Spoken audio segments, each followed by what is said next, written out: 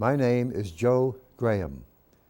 Those of us who were company commanders were never ordered to write to the next of kin of the men who were killed while serving under our command. Suggested to write, yes.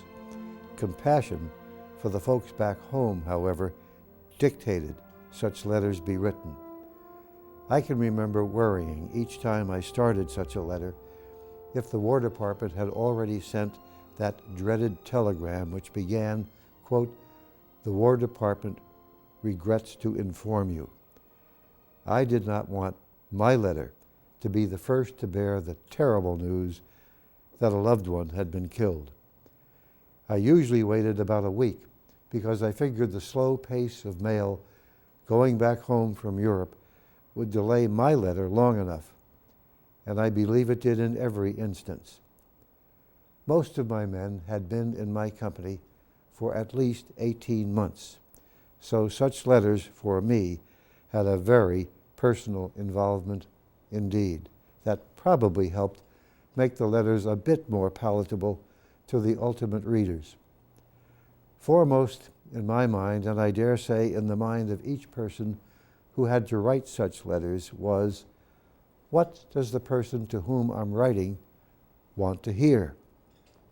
The chaplains told us the recipients would want to know how and under what circumstances the soldier had died.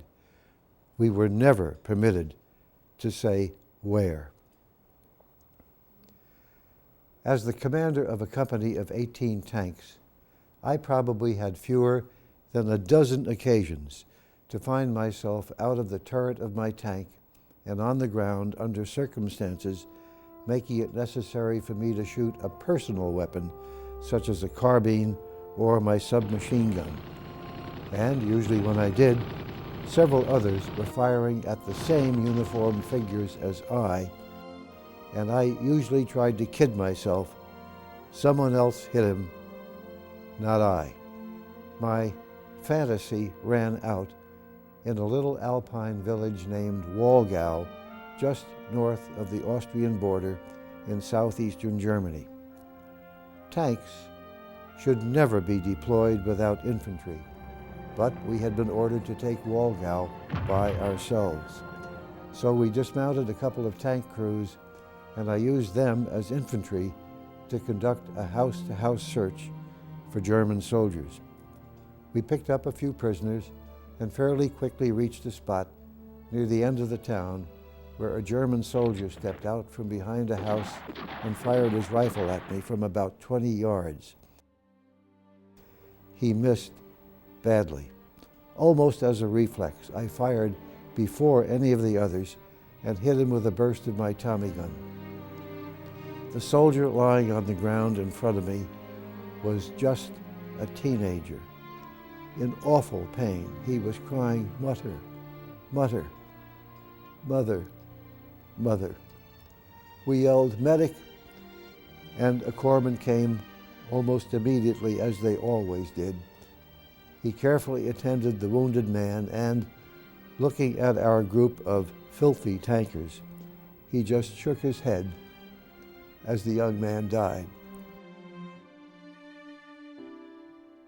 The next day we entered Austria, and the following day we kept on going south through the Brenner Pass to Italy.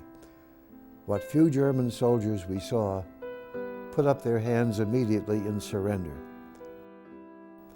From the time I had fired my Tommy gun in Wallgau, there had been no occasion for any of us to fire a weapon. Until Wallgau, I had fantasized that I had gone through the war without personally killing anyone. The thought of that young man has always haunted me. Couldn't we have made him surrender? Did I really have to fire?